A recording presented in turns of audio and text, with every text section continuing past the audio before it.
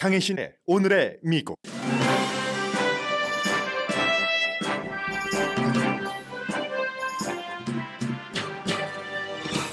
(6월의) 물가 상승률은 1년 전에 비해서는 9.1%, 한 달 전에 비해서는 1.3% 올랐습니다. 전문가 예상보다 높은 물가 상승률입니다.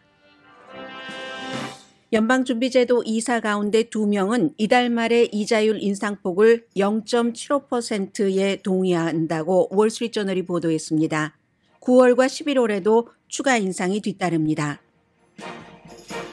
중간선거에서 민주당과 공화당의 대결이 의외로 팽팽하다는 여론조사 결과가 처음 나왔습니다. 대통령 지지율이 33%인데도 중간선거에서 민주당이 공화당과 겨뤄볼 만한 이유는 교육을 많이 받은 백인층이 민주당으로 돌아서기 때문으로 해석됩니다. 뉴욕은 6번째 코비드-19 물결이 침투했고 미국인의 73%는 확산 지역에 삽니다. 그러나 국민도 백악관도 사태에 대해 느슨한 대처를 한다는 우려가 나옵니다. 의사당 폭동 7차 청문회에서는 의미 있는 증언이 많이 나왔습니다. 트럼프 전 대통령의 말을 따랐지만 후회한다는 증언과 내전으로 갈 뻔했다는 증언도 있었습니다. 트럼프 측근 가운데 측근으로 트럼프를 도운 것에 후회한다는 사람도 늘어납니다. 일론 머스크 테슬라 CEO가 트럼프는 석양과 함께 질 때라고 트윗하자 트럼프는 테슬라는 정부 보조 없이는 가치가 없다고 답하는 등 한때 친했던 두 사람 싸움 이어집니다. 타이거 우즈가 사우디아라비아가 주최하는 리브 골프에 출전한 선수들을 직접 비난했습니다. 그들은 등을 돌렸다고 말합니다. 여러분 안녕하십니까? 오늘의 미국 강혜신입니다. 오늘 로스앤젤레스 시간으로 새벽에 5시 한 8분경에 5시 18분입니다. 제가 시간에 집착 안 해도 되는 걸 집착하네요. 도착을 이스라엘에 해서 그리고 5시 35분에 레드카펫 밟으면서 내려오고 이스라엘 총리, 대행, 대통령과 함께 어느 정도 연설을 하면서 이제는 10시간 정도 차이가 나니까 밤이 되었겠죠. 그쪽은. 그래서 이제 공식적인 일정은 내일 시작이 됩니다. 오늘 대통령이 이스라엘에 가서 또 이제 사우디아라비아에 금요일에 방문하게 되면 이스라엘 방문보다도 사우디아라비아의 방문이 더 중요하죠. 오늘 나온 인플레이션, 물가지수와도 연결되는 가솔린 값 이런 것들 때문에 사우디아라비아에서 가솔린 좀 많이 오일을 많이 생산해 주세요 하는 부탁을 하러 갔기 때문인데 먼저 오늘 물가 상승률 그리고 이 물가 상승률 인플레이션은 유권자들이 생각하고 있는 지금 가장 중요한 이슈가 뭐라고 생각하십니까 하면은 답변할 때 인플레이션으로 나오죠. 그럼에도 불구하고 왜 민주당이 공화당과 겨뤄볼 만하다는 건가 이번 중간선거에서 처음으로 지금 나온 여론조사 결과이기 때문에요. 연결해서 이 두 가지 이슈부터 정리를 해드리겠습니다. 9.1% 1년 전에 비해서 물가가 6월 달에 상승했다는 것은 또 기록을 경신한 겁니다. 한 달 전에 8.6%여서 1981년 이후에 1년치의 인플레이션으로서는 최고라고 했는데 이제 그것을 또 경신한 게 되고요. 가장 중요한 것은 변동성이 많은 가솔린 값 그리고 이제 식료품 값 때문인데 그런 변동성이 많은 것을 빼놓은 핵심 물가지수, 핵심 코어 CPI는 5.9% 증가했습니다. 다 포함시킨 9.1%보다 많이 낮아졌죠. 그런데 이것 역시 전문가들은 5.7%로 예상을 했었고 모든 걸 다 포함한 물가 인상은 전문가는 8.5% 예상했는데 9.1% 나왔습니다. 다우존스 예상이 그랬는데 그 예상보다 훨씬 높았습니다. 한 달로는 장 보실 때 여러분은 어떠셨어요?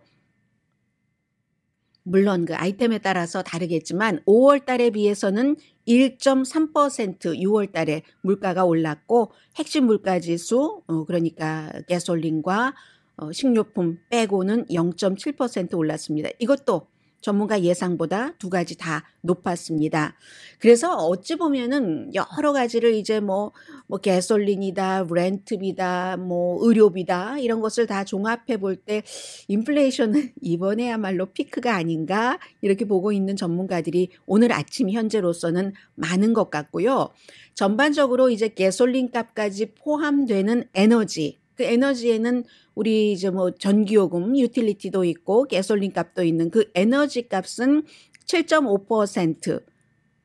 이거 1년으로 따지면 이 에너지 값은 41.6%가 올라갔습니다. 그리고 가솔린 값은 이제 한 달 것을 비교를 해보면 한 달 전보다 가솔린 값 11.2%, 1년 전보다는 60%가 올랐는데 가솔린 값은 6월 그 중순부터 좀 내려가기 시작했기 때문에 이 내려간 것에 대해서는 다음 달에 발표될 물가지수에 반영이 될 겁니다. 전기요금 한 달 전보다 1.7%, 1년 전보다 13.7% 비싸졌고 식품 한 달 전보다 1%, 1년 전보다 10.4% 비싸졌습니다.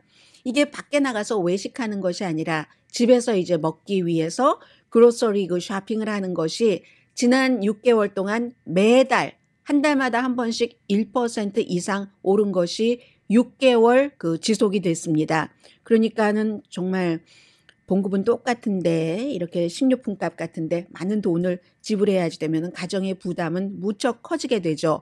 또 렌트비 같은 경우도 정말 두 자리 숫자 이상 늘어나는 1년으로 따지면 그런 곳이 많고 0.8% 한 달 전에 비해서 그만큼 올라서 한 달의 렌트비 인상폭으로는 이것 역시 1986년 이후에 최고라고 하고 의료비용도 한 달 전에 비해서 0.7% 비싸졌는데 의료 비용은 치과, 덴탈 비용이 가장 많이 올라서 1.9%, 1995년 이후에 한 달로서 가장 큰 폭의 증가율이랍니다.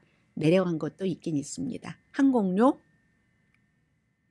티켓 값이 1.8%가 내려갔는데 그럼에도 불구하고 1년 전에 비해서 많이 올랐죠. 34.1%. 왜냐하면 1년 전에 여행 가는 사람들이 거의 없었기 때문에 그냥 싼값에 내놔도 아무도 사가지 않았었을 때고요. 그리고 이제 천천히 고기라든가 아니면 생선, 뭐 기타 뭐 달걀 등도 0.4% 내려갔는데 5월 달에 비해서는 1년 전과 비교라면 여전히 11.7% 비싼 가격에 여러분들 장을 보고 계십니다. 그러니까 전반적으로 물가 상승하면 연방준비제도의 이자율인데 이 물가 상승률이 지금 9.1%라고 말씀드렸잖아요. 1년 전에 비해서 이 평균을 2%로 하기를 연방준비제도는 원하고 있습니다. 그러니까 이자율 높여서 시중에 돈 좀 덜 돌게 해서 돈을 덜 쓰게 한다. 물론 그에 따른 부작용도 있지만 그러한 것 조절을 하려면 당연히 이자율 이제 올릴 수밖에 없다는 그 얘기고요. 그리고 이처럼 물가가 상승하는 것에 대해서 정부는 계속 우크라이나 전쟁 때문이다. 거기서 에너지값 또 무슨 뭐 식용유라든가 농산물 다 그로서리와 에너지 값이 제일 중요한데 그 두 가지가 러시아 때문이다라고 얘기를 하고 있고 기업의 그 아주 막 그 탐욕 때문이야라고 하지만 기업 부분은 지금 올해 2021년 2, 4분기에 비해서 올해 2, 4분기에 1.3% 증가했거든요. 그러면 전체적으로 9.1%인데 기업의 이윤이 1.3%면 기업 때문에 그래 라고 말하기는 힘든 것이고요. 주식시장 뭐 선물 가격부터 내려가더니 지금 다우지수 어떻게 돼 있습니까? 나스닥은 뭐 기술주니까 2.10포인트 올라가고 S&P 500는 9.89% 마이너스. 다우지수는 오늘 뭐 굉장히 많이 내려갔었는데요. 지금은 어떤가 보려고 하는데 바뀌어주세요. 화면 좀. 현재 9시 8분이고요. 다우지수 142.74포인트 내려가고 있습니다. 이것도 아침에 뭐 300포인트 이상 장시간 동안 내려갔었는데 많이 그 회복은 됐습니다. 말씀드린 것처럼 가솔린 값이 인하된 그런 것의 인플레이션은 다음 달에 반영이 될 테고 그리고 이제 오늘 월스트리트저널이 이런 것들 나오고 나서 금방 그 발표하는 것을 보면은 연준이 7월 달에 얘는 이제 0.75%포인트 이자율 올린다 하는 게 2명이 동의를 했다는 겁니다. 원래 7명인데 1명이 지금 펜딩 들어가 있기 때문에 6명 가운데 2명이면은 3분의 1이고 아직 오늘 며칠입니까? 오늘 7월 13일이니까 기간 조금 남았으니까 확정적이지는 않고요. 그럼에도 불구하고 블룸버그 뉴스는 이달 말에 이자율 인상은 0.75%다라고 확정적으로 얘기를 합니다. 그리고 나서 현재의 이 추세라면은 9월 중순에 또 한 번 있을 때 0.5%포인트 올리고 11월 달에 돼서 이제 정상적인 이자율 인상 폭이라고 보여지는 0.25% 올릴 수 있지 않을까. 이것도 지금의 시나리오다 하고 말씀을 드리는 거고요. 아무튼 내년까지는 이 인플레이션이 완전히 뭐 잡혀서 2%가 된다던가 하는 그 기대를 하는 사람들은 경제 전문가 가운데서는 거의 없습니다. 그래서 올해 지금까지 연방준비제도가 3차례 이자율을 올려서 이자율을 올렸고 앞으로도 1, 2, 3 번 더 남았다는 얘기입니다. 그러면 인플레이션, 물가 인상이 이렇게 될 때 11월 중순에 선거를 치르고 지금까지 오늘의 미국에서도 이번에 중간선거는 도저히 해볼 만한 그런 민주당으로서는 그런 가능성이 거의 없다라는 형태로 많이 보도를 해드렸습니다. 하원 당연하게 내주고 상원도 내줄 가능성이 높다 했는데 오늘 뉴욕타임스가 조금 새로운 지적을 내놨거든요. 예를 들어서 뉴욕타임스의 정치 분석가 네이트 콘 씨가 한 분석인데 네이트 실버 씨와는 다릅니다. 네이트 콘 씨가 한 그 분석에 따르면은 지난 10년 동안 여론조사에서는 유난히 민주당을 지지하는 여론이 많이 잡혔었고 그랬기 때문에 뭐 여론조사가 맞지 않은 그런 경우도 있었고 이런 여러 가지를 감안을 해서 이번 중간선거 사이클에서 이 정도의 대대적인 여론조사는 뉴욕타임스와 시에나 칼리지가 처음 했는데 미국 지금 정치적인 성향이 재편성되고 있다. 일단 이렇게 결론을 지어놓고 있습니다. 과거에는 이제 교육을 받은 백인의 경우는 교육을 많이 받은 적어도 이제 대학 교육 졸업장이 있는 사람들은 공화당을 지지했는데 뭐 여러 가지 이유가 있겠죠. 나중에 이제 졸업을 하고 취직을 하면 그래도 뭐 대학 졸업까지 했으니까 안정된 직장에서 경제적으로 안정된 생활을 하는 사람들이 대학 졸업자니까 이렇게 생각을 해볼 수 있는데 지금 그게 바뀌었다는 겁니다. 그리고 당연히 이 노동자 계층, 블루칼러 계층이 민주당을 지지했는데 완전히 그게 바뀌었다는 거예요. 지금은 백인, 특히 이제 백인 대학 졸업을 받은 사람들이 공화당을 지지하는 것보다 민주당을 지지하는 비율이 20% 높답니다. 반대로 블루칼러, 노동자들이 공화당을 지지하는 비율이 높다는 거거든요. 이것은 오늘 발표가 된 물가 상승률과도 연관이 있습니다.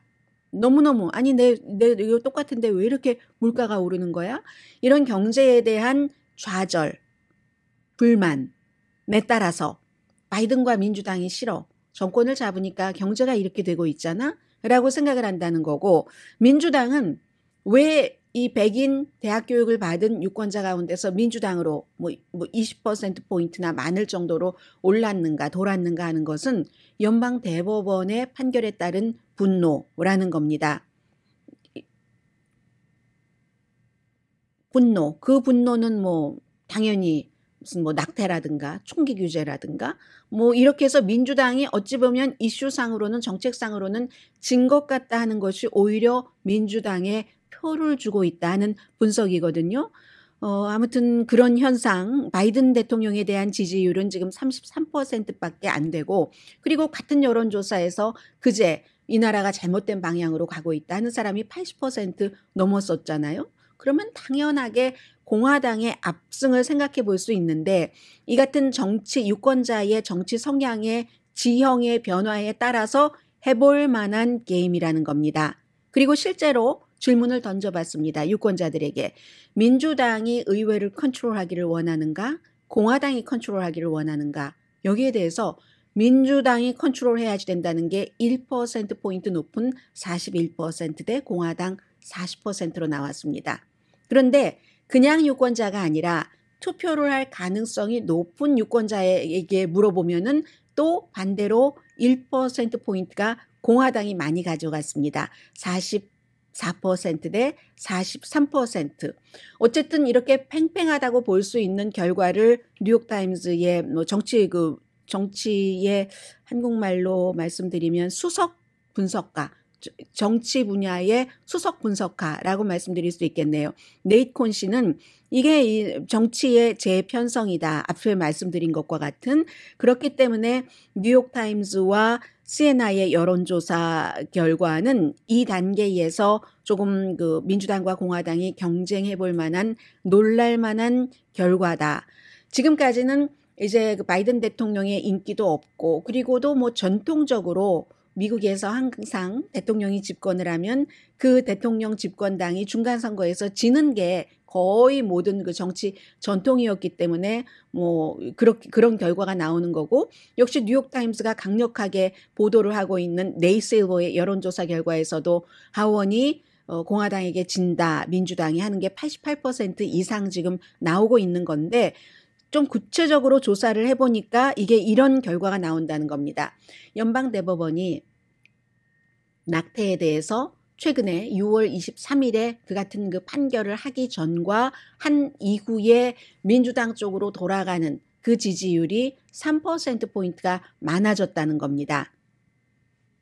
근데 낙태뿐만이 아니잖아요. 총기 규제도 있고 또 종교 권리 자유도 있고 성소수자라든가 뭐 이런 여러 어퍼머티브 액션, 말하자면 사회적인 이슈에 있어서 조금 그 자유적인 그런 그 리버럴한 이런 것을 교육을 많이 받은 백인 유권자들이 민주당 쪽으로 간다는 거죠. 대신에 문화적인 보수는 민주당에서 더 많이 밀어낸 것은 사실이죠. 아무튼 그렇고, 또 하나는 왜 10년 동안 그 민주당의 그 어떤 여론조사를 해보면 민주당에 대한 지지가 현실보다 조금 높게 나왔는가? 이것은 그 공화당을 지지하는 노동계층 유권자에게 접근을 하기가, 뭐 여론조사하는데 여러 가지 문제가 있잖아요. 뭐 인터넷으로 하느냐, 전화로 하느냐, 이 줄이 있는 랜드라인으로 하느냐, 휴대폰으로 하느냐에 따라서 다른데, 지난 10년 동안 이리저리 해서 노동계층이 공화당 쪽으로 향하고 있는데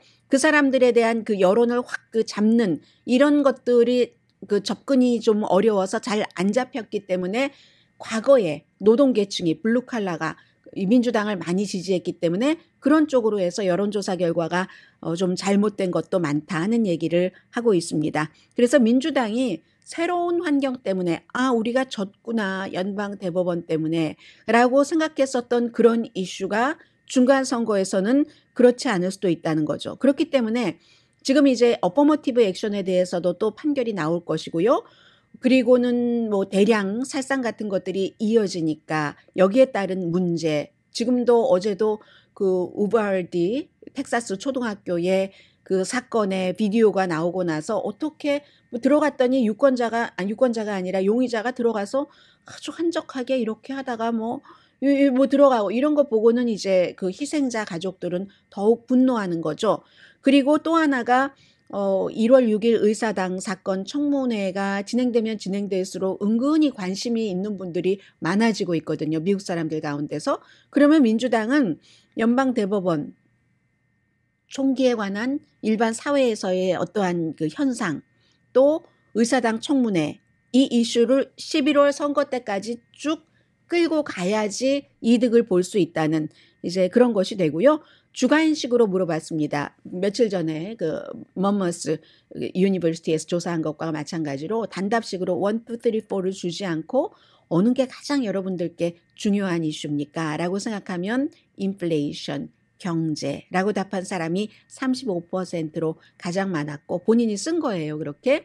그리고 코비드-19에 대해서는 9시 35분경에 말씀을 드리겠습니다마는 1% 미만이 코비드-19이 중요하다라고 얘기를 합니다. 그럼 이건 무엇을 의미하냐면 지금 뉴욕에 이미 6차 코비드-19 물결이 불어닥쳤다고 하는데 이 코비드-19으로 조금 불편한 것이나 어떠한 상황 변화가 있어도 이게 뭐 중간 선거에 엄청난 영향을 미칠 가능성은 좀 낮아 보인다 하는 것들이 나오는 거고요. 그래서 이제 이 같은 그 정치적인 지형적인 변화가 중간 선거에 굉장히 큰 영향을 미칠 것이다. 뉴욕타임스는 그렇게 보고 있는데 뉴욕타임스의 예상이 다 맞는 게 아니기 때문에 알 수는 없습니다만, 그리고 또 게다가 이 선거 캠페인을 어떻게 하느냐, 그리고 이건 전반적인 그 이슈이고 하원에서도 몇 군데 딱 이 선거에 여기서 이기면 돼, 상원에서도 여기서 이기면 돼 하는 것들이 있잖아요. 그런 것들을 민주당이 잘하느냐, 캠페인에서 공화당이 잘하느냐에 따라서 상황은 또 달라질 수가 있습니다. 또 하나는 지금 공화당에서 문제가 있다던가 아니면 좀 논란이 굉장히 많은 사람들이 예비선거에서 당선돼서 공화당 가운데서도 저런 사람을 내가 찍어야지 되는가 하고 지금은 머뭇거릴 수도 있지만, 어차피 이제 그 선거 가까이 가서 당파적으로 이슈가 결정되고 나면은 결국은 그 당의 후보를 지지하게 될 것이다. 이건 이제 공화당에 조금 그 유리한 이슈고요. 그런 문제는 있지만 지금까지 인플레이션 이런 것들이 암만 높아져도 결국은 또 다른 민주당에 도움이 되는 요소가 있었기 때문에 이번 중간선거가 지금까지 예상해왔던 것처럼 민주당의 완전한 그 참패라고 확정 짓기는 이르다 하는 게 오늘 뉴욕타임스의 보도입니다.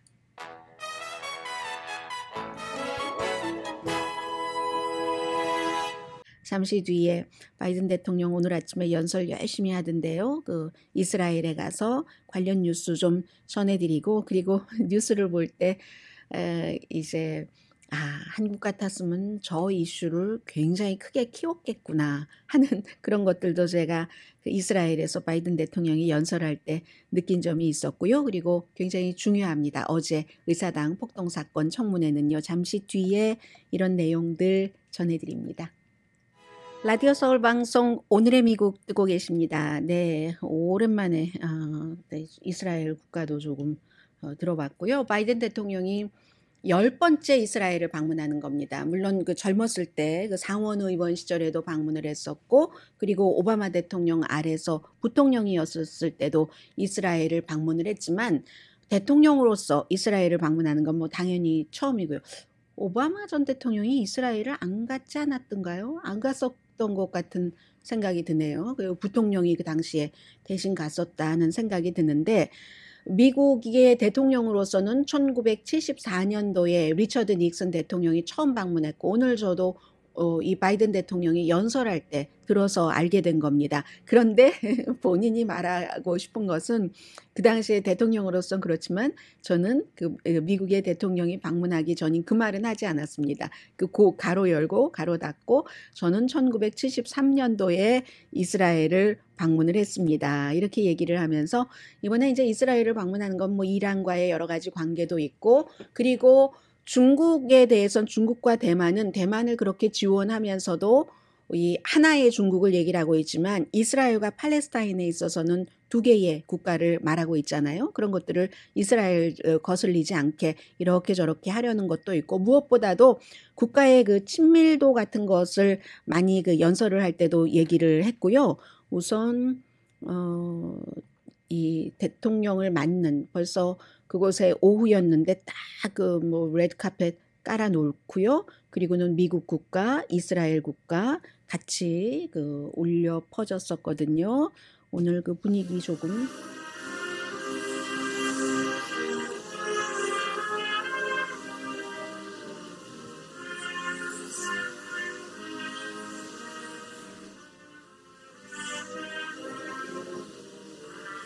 네, 아주 그 익숙한 멜로디죠. 이스라엘 국가. 그 전에 이제 미국 국가를 울려 퍼졌습니다. 그리고는 이제 그 양쪽에 이제 그 아주 중요한, 가장 이스라엘에서 중요한 두 사람이 바이든 대통령을 말하자면 그 뭐 손님으로서 맞이하는 그런 것들이 있었고, 친밀도, 이스라엘과 그 미국이 얼마나 강한가 하는 것을 바이든 대통령이 연설로서 그 무척 그 강조를 그 했고요. 본인이 뭐 상원 의원 그 이전에 뭐 크리스천 디너를 하고 뭐 이런 때부터 아무튼 미국인들과 이스라엘 국민들은 굉장히 그 관계가 돈독하다 하는 것을 강조를 많이 한 그런 그 연설이었습니다. Between the Israeli people and the American people is bone deep. It's bone deep. Generation after generation, that connection grows. We invest in each other. We dream together. We're part of what has always 네, 그러니까 뭐 세대와 세대가 계속 이렇게 흘러갈수록 그 관계가 정말로 아주 깊어져서 뭐 같이 어떠한 일에 매진을 하고 같은 꿈을 꾸고 해서 이루고 한다는 그런 것들을 얘기를 했습니다. 무슨 중요한 정책이나 그런 것을 얘기를 한 것이 아니기 때문에 이 정도 하고요. 지금 이스라엘이 무척 벤자민 네탄야후 총리 시절에 막 복잡하고 본인도 와이프도 부패 스캔들에 걸려서 기소되기도 하고 결국은 지금 새로운 그 대행이죠. 그 야이르 라피드 P니까요. 대행이 있고 그리고 이제 뭐 대통령도 만나고 대통령 이름은 잘 안 외워집니다. 여기도 또 인도가 들어갑니다. 인도가 이제 인구로 조금 있으면 중국을 앞서간다고 하잖아요. 그렇기 때문에 인도는 많은 국가에 아주 모든 게 다 커넥션이 돼 있습니다. 그래서 이제 인도의 그 나란드라 모디 총리와는 이 모디 총리가 직접 이스라엘에 간 건 아니고 화상으로 같이 이제 회담도 하고요. 그래서 뭐 또다시 이 이름을 뭐 예루살렘 선언이다 해서 뭐 두 나라가 이렇게 동맹을 강화한다는 그런 것에 이제 서명을 한다고 하고 또 이란과 이스라엘과의 관계, 그 미국이 원하는 쪽으로 이제 조금 더 그 완전한 그 적대 관계를 부수면서 어떻게 해갈 수 있는 이런 것들을 이제 조금 얘기를 할 것 같고요. 이스라엘 대통령은 그 아이작 헤르조그 대통령이고요. 그 에미리트 대통령이 셰이크 모하메드 빈 자예르고요. 그리고 야당 지도자인 지금 그 벤자민 네탄야후와도 15분 동안 회담을 합니다. 그 뒤에 금요일 아침에 동예루살렘에 가서 팔레스타인이 운영하고 있는 병원을 방문을 합니다. 미국이 100만, 1000만, 1억 달러를 그 병원 네트워크에 지원한다는 것을 발표를 할 예정이고 동예루살렘이라는 게 이게 중요하잖아요. 미래의 팔레스타인이 수도로 삼고 싶어하는 그곳에 있는 병원을 방문한다는 것이 상당히 중요하고 그 뒤는 이제 금요일 오후에 사우디아라비아 방문이죠. 뭐라고 해도 그 모하메드 빈 살만 그 왕자에게 좀 오일 생산 좀 더 해주세요 하는 거고 이스라엘에서 모디 총리와 같이 그 뭐 회담을 하는 것과 마찬가지로 뭐 에미리트 대통령도 그렇고요. 그리고 그것과 마찬가지로 사우디아라비아에서는 유나이티드 아랍 에미레이츠, 바레인, 쿠웨이트, 뭐 카타르, 뭐 오멘, 이집트, 요르단, 뭐 이라크 이런 나라 지도자들과도 같이 회담을 합니다. 오늘 제가 지금 이렇게 보는데 미국 국가가 나오니까 바이든 대통령이 가슴에 손으로 얹고 있고 연설을 할 때 모습이요. 선글라스 끼고 연설했거든요. 이스라엘의 이제 두 그 지도자는 선글라스 끼지 않고 아무도 선글라스 낀 사람 없습니다. 바이든 대통령이 원래 선글라스를 좋아하기도 해요. 젊었을 때 지금도 핸섬하지만 무척 핸섬하고 또 멋도 내고 하니까 선글라스를 자주 꼈는데 지금은 또 나이도 있기 때문에 왜 그 선글라스를 꼈는지는 모르지만 아무도 바이든 대통령이 이스라엘에 가서 잘 그 만들어진 연단에서 선글라스를 끼고 연설을 했다고 뭐라고 한 사람도 없습니다. 근데 만약에 한국에서 예를 들어서 윤석열 대통령이나 문재인 대통령이 어느 다른 나라에 가서 연설을 할 때 다른 나라 그 지도자들은 선글라스 끼지 않고 있는데 끼고 있으면 뭐라고 그러지 않았을까 하는 생각이 들었습니다. 이 말씀을 드리는 이유는 그래도 그 미국에서는 아직까지 뭐 그런 거 신경도 안 쓰잖아요. 뭐 사정이 있겠지? 아니면 스타일이라도 스타일이지? 하는 것이고 중요한 이슈에 포커스를 잡고 얘기를 하지 어떠한 그 사람들을 깎아내리기 위한 그런 것으로 기자들이 아주 때로는 좀 지나치다 싶게 기사를 쓰지는 않는다 하는 거. 왜냐하면 연단이 높이 마련돼 있었거든요. 그리고 이스라엘에서 다 그 리허설이 충분히 되지 않았는지 여기 쓰시라 저기 서시라 하는 것들이 있잖아요. 서로 막 테이프 붙여놓으면서 바닥에 그걸 이제 서로 잘 못하니까 약간 더 이렇게 하고 이런 조절까지 하는 모습들도 다 보여줬고 그리고 이제 밝은 그 오후에 유일하게 이 미국의 그 바이든 대통령만 선글라스를 끼고 있고 그 연설은 곧 이스라엘 국민들에게 하는 연설이기도 하잖아요. 미국 국민에게 하는 연설이기도 하지만 그런데도 아무도 선글라스 끼고 연설했다고 오만하니 뭐 상대를 무시했다더니 이런 말은 하는 사람 없습니다. 그런 말을 한다는 상상조차 안 하는 것 같다는 말씀 드리고요. 그리고는 이제 청문회에 대해서 좀 전해드리겠습니다. 어제 7번째였는데 중요한 문제들이 많았고, 그리고 의사당 폭동사건 의회조사단이 트럼프 전 대통령이 지난번에 청문회가 있고 나서 증인에게, 아직 출석하지 않은 증인이랍니다, 전화를 걸었다는 거예요. 전화를 걸었는데 그 증인이 전화를 받지 않고 트럼프 전 대통령 측에서 전화가 왔다 하면서 변호사에게 얘기를 했고, 그 변호사가 의회에 알려서 결국은 이게 이제 뭐 방해일 수 있잖아요, 조사. 해서 연방 법무부로 그 케이스를 넘겼다고 하고요. 어제 가장 중요한 증인 두 사람은, 한 사람은 오하이오주의 트럼프 전 대통령의 지지자였던 스티븐 아이레스라는 이분은 뭐라고 얘기를 했냐면, 한번 직접 들어볼까요? 이분의 얘기를.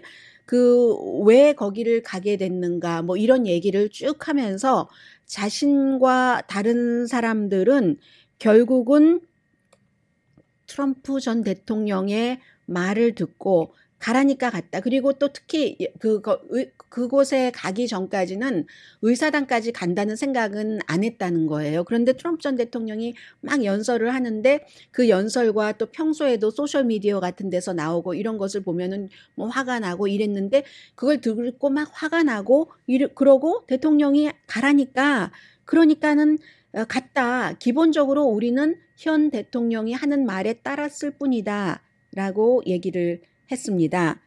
자, 이분이 얘기한 것을 조금 들려드리면은요. 자, 이 부분이군요. 단추를 제가 잘못 눌렀어요. President Trump, he basically put out, come to stop the steal rally, and I felt like I needed to be down here. It makes me mad because I was hanging on every word he was saying. Everything he was putting out, I was following it. I mean, if I was doing it, hundreds of thousands or millions of other people are doing it. 네, 본인뿐만이 아니라 많은 다른 사람들도 트럼프 전 대통령이 하라는 대로 했다. 그가 말하는 그 모든 단어에 정말 매달려 가면서 그렇게 했다라고 얘기를 합니다. 연설하기 전까지는 의사당에 갈 그 계획이 전혀 없었는데, 이 사람은 이제 6월 달에 본인이 그 제한된 지역, 말하자면 의사당에서 파괴적인 그 무질서한 행동을 한 것에 대해서 유죄가 인정됐습니다. 그리고 이게 그냥 본인이 쭉 연설한 게 아니라 의원들이 질문하는 것에 대해서 답변을 하는 거거든요. 이 사람이 그 답변 과정에서 또 하나는 트럼프 전 대통령이 그만하고 집으로 돌아가라 하는 연설을 했잖아요. 그 연설이 나오고 나서 수많은 사람들이 해산됐다. 그러니까 아마 그 연설을 더 일찍 했더라면 더 일찍 폭력 사태가 막아질 수도 있었을 것이다 하는 얘기를 했고요. 그리고 그 사건이 본인의 인생을 바꿨다라고 얘기를 합니다. 좋은 곳으로가 아니라 아주 나쁜 곳으로, 그로 인해서 일자리도 잃었고 하는 그런 얘기를 했고, 또 한 사람은 제이슨 반 테텐호프라고, 이 사람은 이제 아주 무장 단체 오스키퍼스의 전에 대변인을 했었던 사람인데, 1월 6일 그날이 오스키퍼라는 이 무장 단체 조직을 잘 서명을 하는 거다. 그야말로 한마디로 이 사람이 얘기한 것은 그날 내전이 일어날 수도 있었다. 무장한 사람들에 의해서 무장혁명으로 라고 증언을 했습니다. I think we need to quit mincing words and just talk about truths. And what it was going to be was an armed revolution. I mean, people died that day. So this committee 네, has 사람들이 그날 숨졌다고 얘기를 하잖아요. 그리고 여기서는 무장한 혁명이다, 레볼루션까지밖에 안 나왔지만 시빌 워로 갈 수도 있었다. 정말 내전으로 갈 수도 있는 상황이었다라고 얘기를 했습니다. 이런 무장한 단체들이 결국은 트럼프 전 대통령이 그 이전에 참모들과 초대도 하고 해서 이제 또 다른 참모들이 어떤 커넥션을 가지고 해서 이제 많이 불러들였다는 그런 것을 지금 증명하는 자리인데, 얼마나 위험한가 이 단체가. 본인은 더 이상은 그 단체의 대변인을 하지 않습니다. 그런 것을 얘기를 했습니다. 극우인 건 물론이고 백인 민족 우월주의자, 노골적인 인종차별주의자들이다. 거기다 대고 무장까지 했다라는 얘기 나왔고요. 어제 이제 또 청문회에서 브래드 파스칼이라고 전 트럼프 전 대통령의 캠페인 매니저가 1월 6일에 다른 전에 일하던 사람에게 텍스트 보낸 것. 이 현직 대통령이 내전을 일으키는 이런 것을 요청을 했다. 누군가를 죽여라. 그날 마이크 펜스 뭐 이런 얘기잖아요.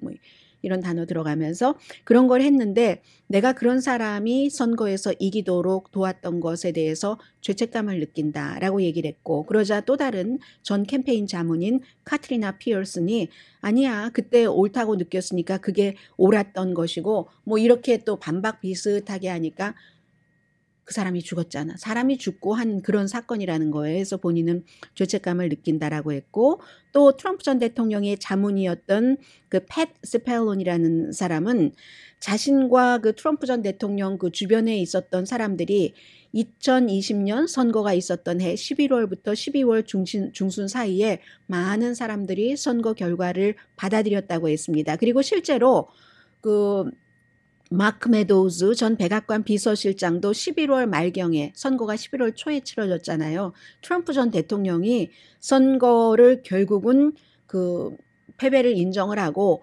우아하게 퇴임할 것이다 라고 얘기를 한 번이 아니라 여러 번 했는데 그 뒤에 이게 트럼프 전 대통령의 결정이었지만 주변 측근들의 이거 뒤집어야지 돼. 뭐 이 선거가 도난당했다고 1월 6일 날 가서 뒤집고 이거에 우세했었던 것이죠. 그래서 이제 그랬다 하면서 오히려 이 사람은 마이크 펜스는 그럼에도 불구하고 따르지 않고 바이든 인준을 발표를 했으니까 메달을 받을 감이다라는 얘기도 했고요.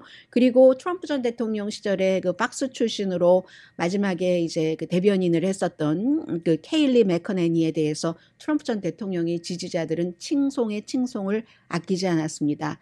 그 당시에 이제 거짓 그 트럼프 전 대통령의 말이 맞다고 많은 것을 대변을 했었었는데 이 사람도 마찬가지로 소송 다 끝나고 60몇 건 중에서 하나가 부정선거였다가 아니라 다시 뭐를 좀 해봐라 라는 쪽으로 판결 난 거 이외에는 다 졌잖아요. 연방대법원에서도. 심지어 지금 그 트럼프 전 대통령이 지명을 해서 트럼프 전 대통령이 주장을 했었던 많은 것에 대한 그 판결을 내리는 3명의 그 연방대법관도 이거는 우리 연방대법원에서 다룰 가치조차 없어 하고 기각하고 말았는데 그런 것 모든 소송이 끝나고 나서 케일리 맥케네니도 나도 그 이후에는 딱 그 포기하고 새로운 삶을 살아 계획하기 시작했다는 이런 얘기들이 어제 나왔습니다. 그래서 이게 그 더 많은 그 미국인들이 의회 조사단 저런 거 왜 하지 아우 지겨워 다른 뉴스 듣고 싶어 하는 사람들도 많이 있겠지만 그런 사람들보다 오히려 이 중요성을 인식하는 사람들이 더 많은 것 같고요. 오늘의 미국에서는 제가 어떨 때는 여러분들 듣기 싫어하시면 어떠나 걱정하면서도 많이 전해드렸는데 이 일이 이제 뭐 마무리가 이제 뭐 될 날이 머지 않았으니까는요. 잠시 뒤에 또 다른 뉴스 전해드립니다.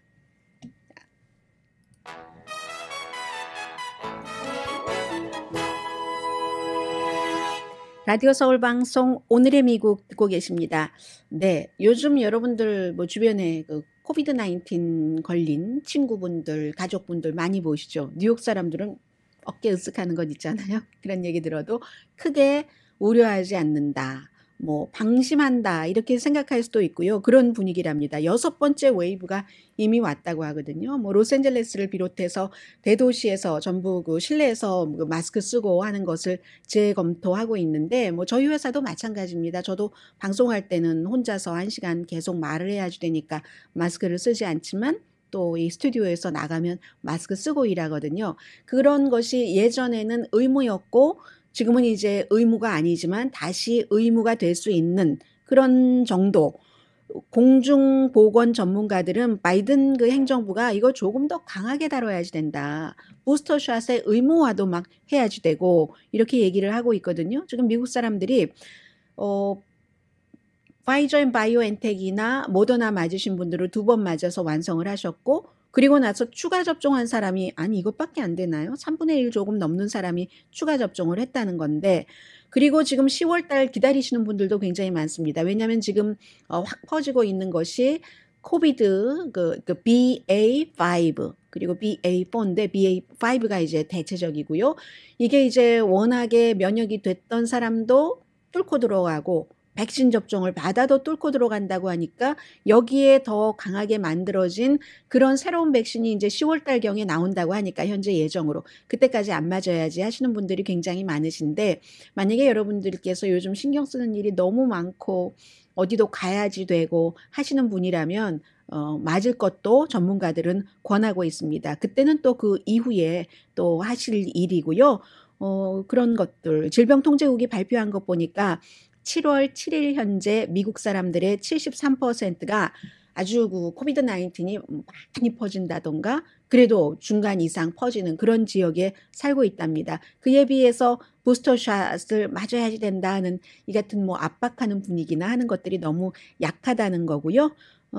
그런 얘기. 그리고 또 하나 이 얘기는 굉장히 그 미국적이기도 하고 이게 과연 가치가 있는가 하면서도 사람들이 워낙에 묵직하니까 또 이것을 또 그 보도를 하게 되고 이런 일을 제가 많이 보도를 하지는 않지만 일론 머스크와 트럼프 전 대통령의 싸움입니다. 일론 머스크와 트위터의 그 문제는 이제 트위터가 일론 머스크가 트위터 인수 안 한다 뭐 이렇게 얘기를 하니까 고소를 어제 그 델라웨어에 있는 법정에 접수를 시켰고요. 일론 머스크가 오랜 동안 정치에 대해서 그 침묵을 하고 있다가 트윗을 띡하니 했는데 트럼프 전 대통령이 석양이 지는 것처럼 가만히 있어야지 될 때지 대통령에 뭐 취임한다고 이럴 때가 아니야 라고 얘기를 한 겁니다. 그리고 그 론 디센티스가 플로리다 주지사가 나오면은 바이든 대통령에게 아주 쉽게 이길 거야. 두 사람이 붙으면 이렇게 얘기를 하고 트럼프 전 대통령이 아니 그때 무슨 뭐 나이가 몇인데 대통령에 나가 대통령은 고사하고 CEO가 되기에도 나이가 너무 많은 거지. 뭐 이런 얘기. 또 하나는 대통령일 때 너무 드라마를 많이 만들지 않았어? 뭐 이런 얘기를 했습니다. 그랬더니 또 트럼프 전 대통령이 당장 아니 당신은 그 지금 트위터 그 일이나 잘해라. 그리고 내가 대통령일 때 테슬라 때문에 뭐 거의 무릎을 꿇고 뭐 싹싹 빌어서 정부 보조금 받아가더니 뭐 이런 형태로요. 수십억 달러를 받아가 놓고는 정부 보조금이 없으면 뭐 테슬라는 아무것도 아니야. 이런 형태로 그 얘기를 했고요. 그런데 또 일론 머스크는 트럼프만 그러는 게 아니라 바이든 대통령도 경제가 이렇게 나빠진 거 다 바이든 대통령이 노조만 챙기기 때문이야 막 비난하잖아요. 그러면 바이든 대통령은 거기에 대해서 직답은 하지 않고 어깨 한번 으쓱하면서 아 당신 그거 그 스페이스X 그거 정부 계약이니까요. 행운을 빕니다. 뭐 이 정도로 얘기를 하고 있습니다. 그런데 아무튼 트럼프 전 대통령은 이 테슬라의 CEO 일론 머스크의 헛소리의 달인이라던가 엉터리 인간이라던가 뭐 무릎 꿇고 뭐 도움을 요청했다던가 이런 형태로 대응을 하고 있습니다. 타이거 우즈가요. 그 세인트 앤드류스에서 열린 그 오픈 챔피언십 기자 간담회에서 기자들의 질문을 받고 이렇게 그 답변을 했습니다. 사우디아라비아가 하는 새로운 그 골프에 대해서 거기에 나간 선수들에 대해서 얘기를 해주십시오 했더니 한마디로 나로선 도저히 이해가 되지 않습니다. 그 많은 사람들이 뭐 예를 들어 PGA와 경쟁이 될 수도 있고 하니까요. 그런 전통 그리고 여기서 컸고 많은 이런 일을 하고 나서 등을 돌렸다라고 표현을 했거든요. 그리고 그 사람들에게 불확실한 미래가 있습니다. 앞으로 다른 그 골프에서 어떻게 조치를 할지 모르니까 역사와 전통을 얘기를 했고 또 하나 이제 72홀 대신에 54홀로 하는 것 여기도 그 타이거 우즈는 동의하지 않는 것처럼 보였습니다. 나로선 도저히 이해가 되지 않는다. 돈 때문에 강혜신이었습니다.